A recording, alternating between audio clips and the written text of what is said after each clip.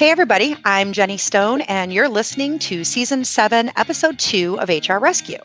If this is your first time listening, welcome. The HR Rescue podcast provides business owners, new HR professionals, and HR department of one with solutions and guidance on some of the most common HR issues. You can find us at hr-rescue.com.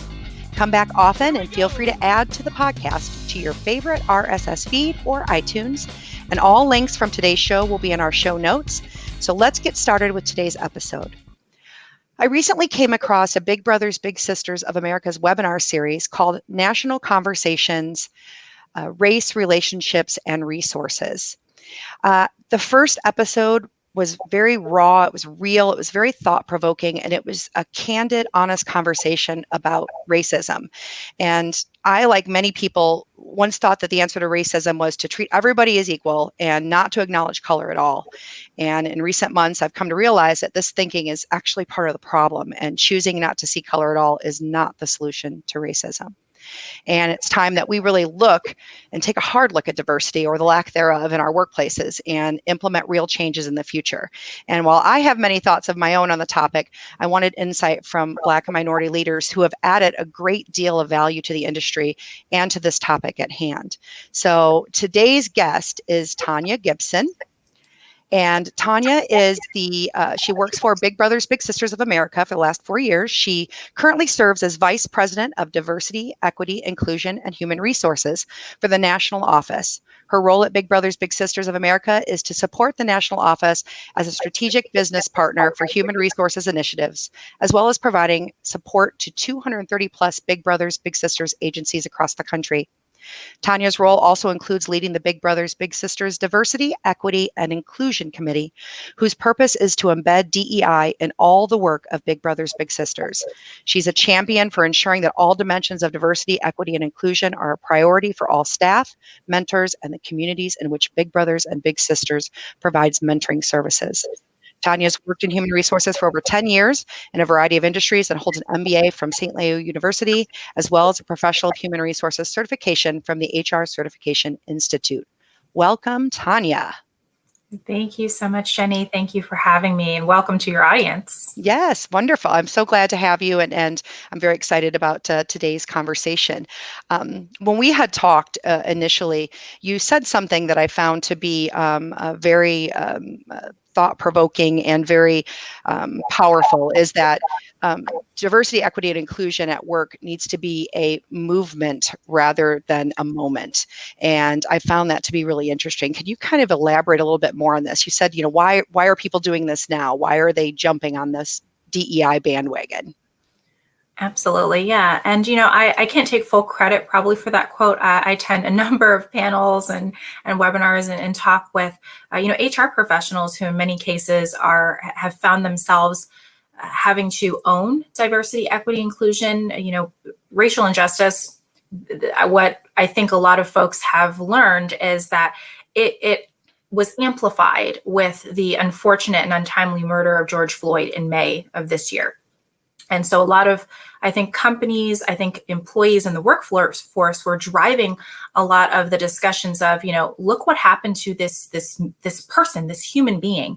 And I think employees were saying to their leaders, what are you as an organization going to do? Because what we're seeing in the world around us is not right. Right. And so I think a lot of companies, rightfully so, took a stance and were making sure that, people were being heard. Humanity was at risk because we were seeing a lot of things that just were unjust and inequitable. It's an untenable situation, really.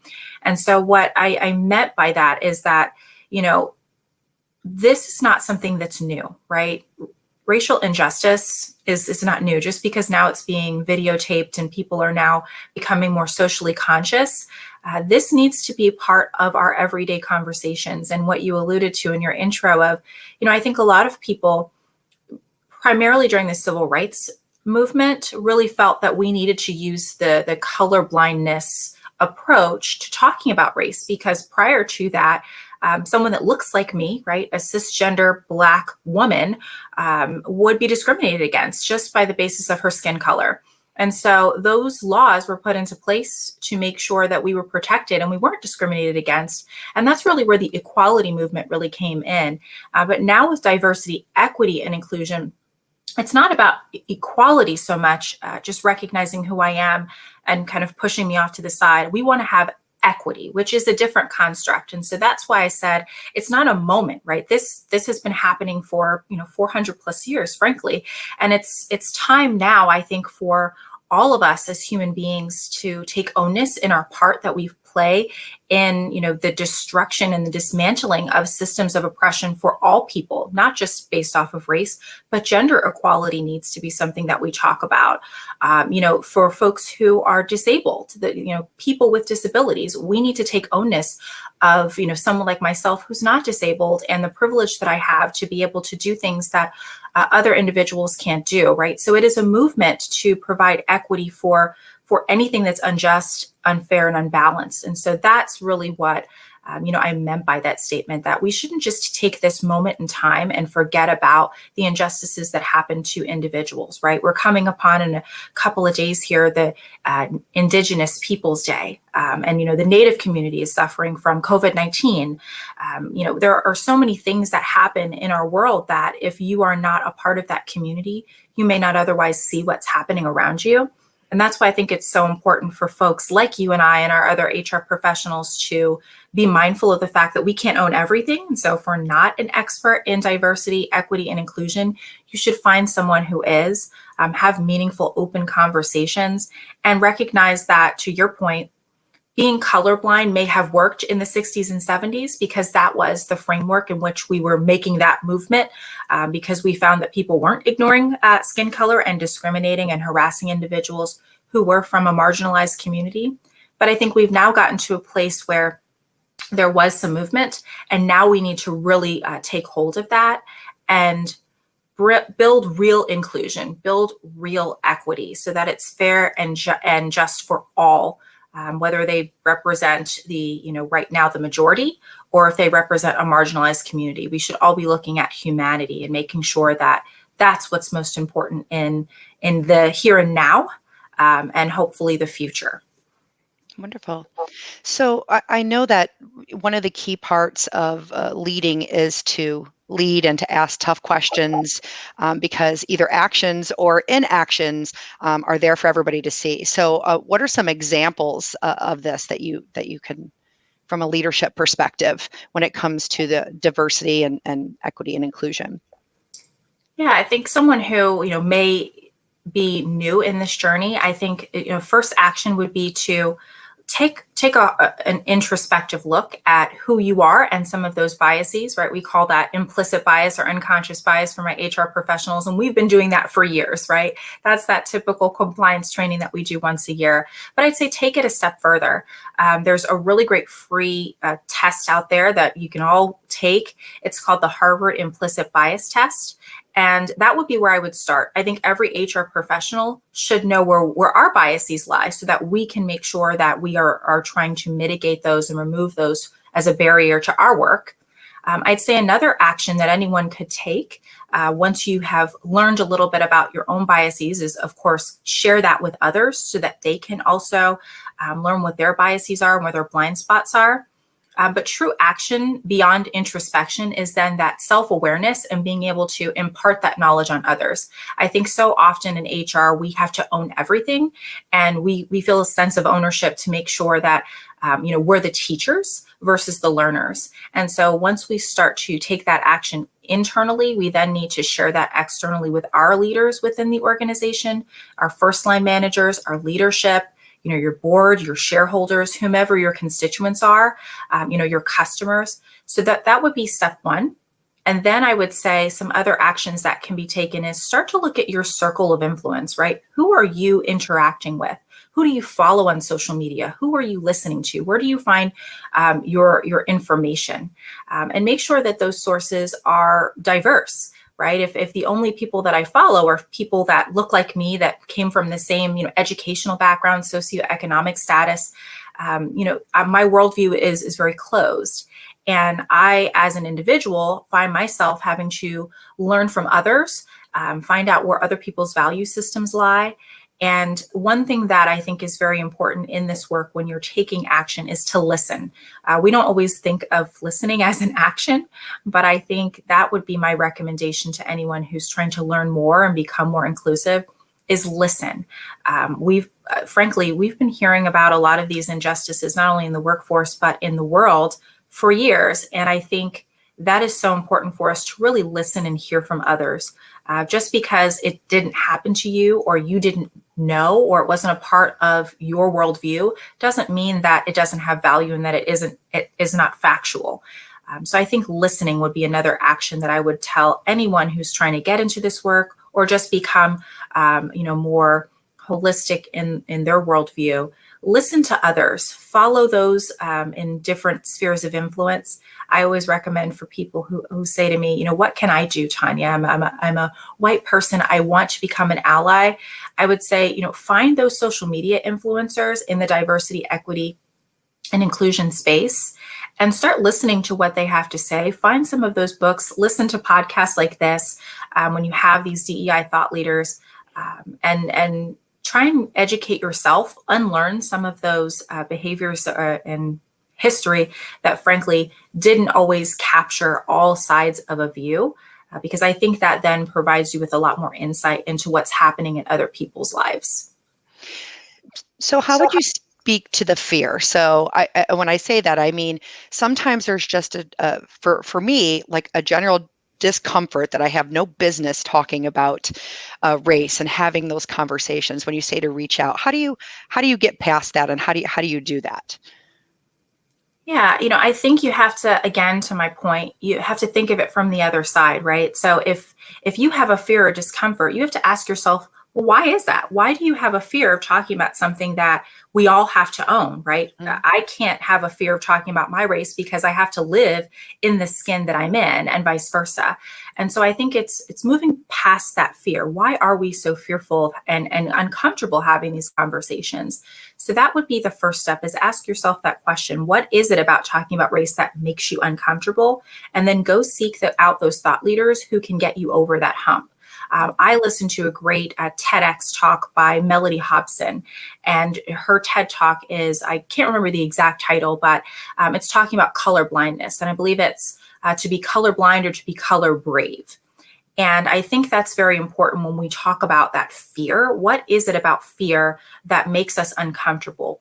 Is it because we have a sense of concern that we're going to say the wrong thing? And if that's the case, then I would say you have to move past that, because in this work, there are most certainly going to be times where things are uncomfortable, and you may feel that you're going to say the wrong thing. As long as you are someone who understands that you're going to make those oops or ouch moments and recognize that, validate it, acknowledge it, and make those corrections, then you can always move forward. I learned a lot from one of my peers in our office, Hillary Bardwell, who heads up our LGBTQ work. And she reminds me all the time that, our mistakes are going to happen. I, for example, sometimes may use the wrong pronoun for someone. And in the LGBTQ community, that's very important.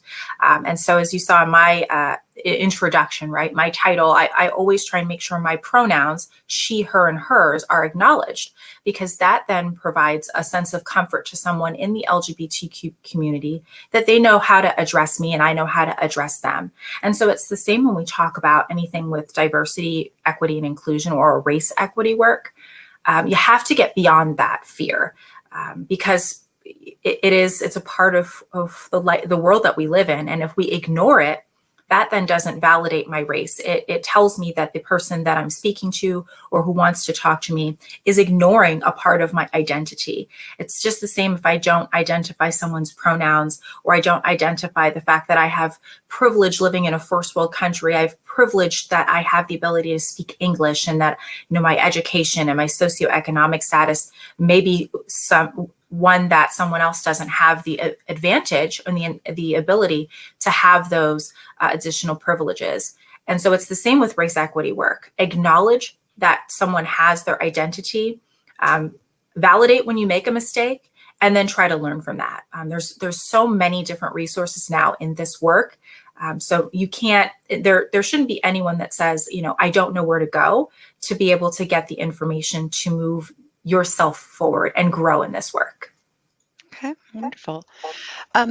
It shouldn't be surprising, I guess, that a lot of diversity programs aren't really increasing diversity. They sometimes they have a few new bells and whistles, but basically they're using the same approaches that they've been using since the 1960s. So sometimes, well, I think most often it makes things worse, not better.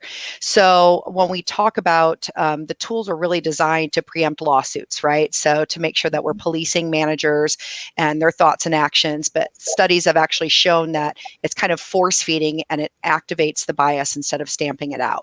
So, do you think that people who undergo training usually shed their biases? Or what are your thoughts about kind of what these DEI programs look like, and how we can improve them or make them so that it is actual training and learning as opposed to just checking off a box?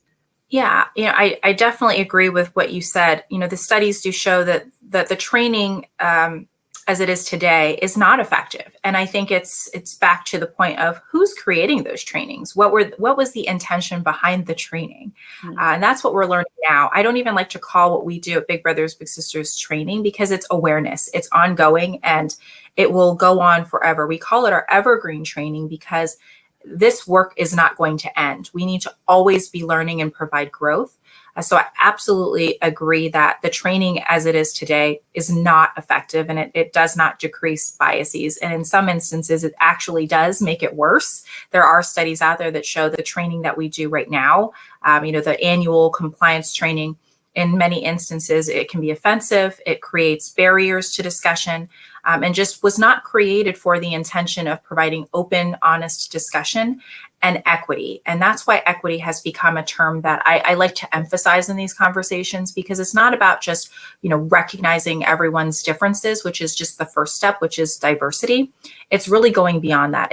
It's telling someone that who they are and where their identity lies, and all the different identities, not just race, but all of the different identities that make up a human being have value and should be respected and acknowledged. And those individuals should all have a part of the process and provide their insight.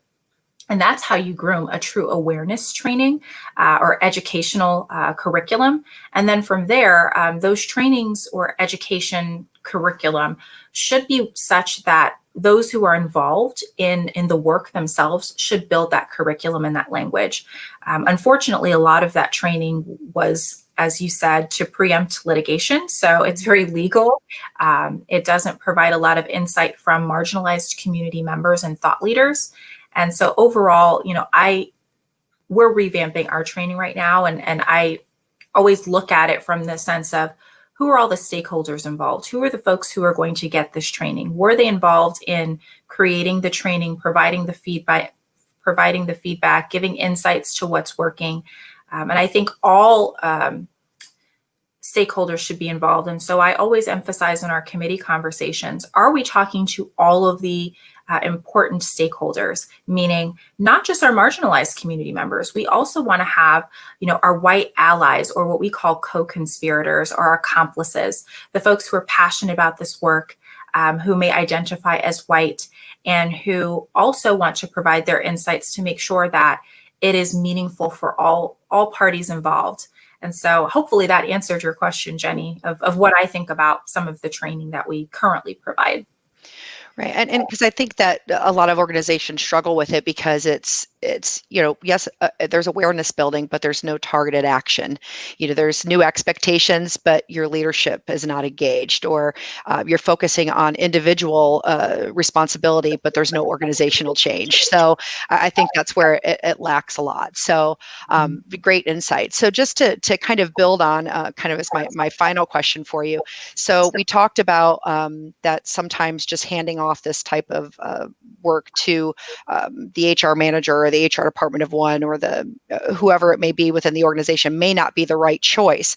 So how would you suggest for a small company, so like a lot of my listeners, a small organization with limited resources, and maybe the HR manager or the HR department of one has been tasked with the DEI initiative, where do they start? I know you mentioned a couple of great tools, and there's a lot of things out there. What would you suggest to those folks? Yeah, I would say, and this is the time for HR to shine. I think COVID illuminated how important an HR practitioner is. And so I think I would ask some pre-work questions. Why is it that HR was given this responsibility? Like anything else, is this person an expert in DEI, or was it just, as we sometimes experience in HR, it's no one else wants to do that particular task, and so we'll give it to our HR person. And I think if it's the latter, that's the wrong approach, right? Because just because I may be in human resources does not mean I'm an expert in this particular work. This work is tough, it's challenging, and we've already piled on a lot onto our HR practitioners right now with COVID-19 and a lot of the workforce issues and challenges that we have. So if we're looking at our HR practitioners who quote unquote solve a problem, or if we approach this DEI work as a problem to solve, it actually will do nothing. It will create more harm. And so that would be one thing in terms of having that conversation with leadership. Ask some questions. Why is it that the HR practitioner is being tasked with this responsibility? Is it truly because I'm an expert, or because no one else in the organization is? And if that's the case, I would not have the HR practitioner do this work. I would reach out to a true D&I consulting firm. And I know the next answer from your audience is probably, well, we don't have the funds. And I completely understand that. I work for a nonprofit. This was something we had to budget for as well. But if you're truly wanting to make and drive true change, to your point, there's no action typically behind this work. It's just, well, we're checking a box. If any of those things are a part of the reason why, I would just say, don't do it. Go find a D&I consulting firm to help you, because you're not going to actually make any change, and it will actually hurt and harm your business. What I share with a lot of audiences when we talk about this particular part of our work is, if you're not really here to make a change, then you should not say that you are. We're in cancel culture every day of the week in this work. The workforce of the future is demanding action. And so, kudos to all those companies who want to make the change and who know they don't right now have the budget. But you have to look at your line item budget and be very honest with yourself.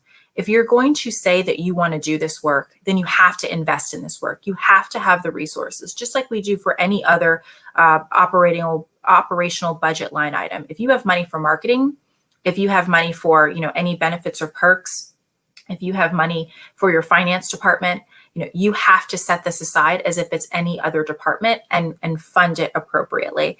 You can't ask an HR practitioner to learn something that is totally new and expect true change to happen. But that being said, if you do have an HR practitioner that has passion in this work and does want to own this as the leader, I want to remind those practitioners that it's not just a one-person job, right? Especially if you're already a department of one, you already know you have a lot of things going on. And so you have to find the resources within the organization. Now I'm talking about your human capital resources that can assist you with the work. Everyone needs to own it, and it needs to be from the top. If leadership puts the onus on an HR practitioner and they are not also leading the charge alongside the HR practitioner, the work will fall flat. It will seem what we call performative, and that's the last thing you want in an organization.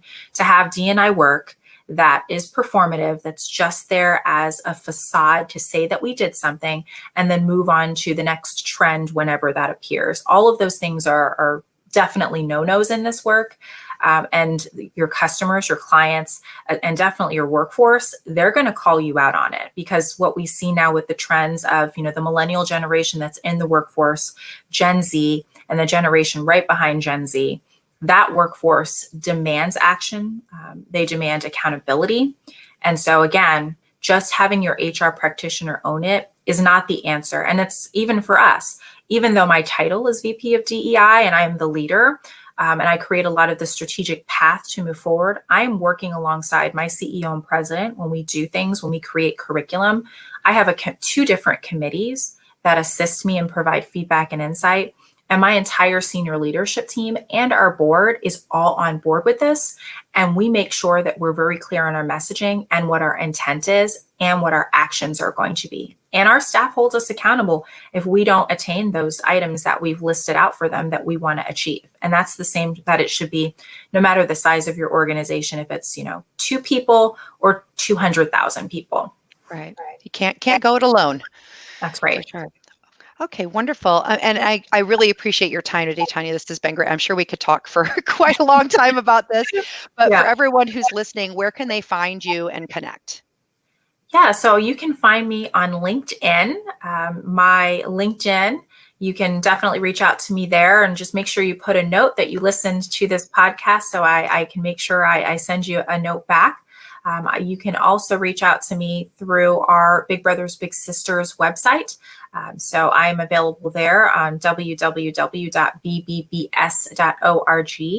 So those are really the 2 ways that you can reach out to me and connect and interact.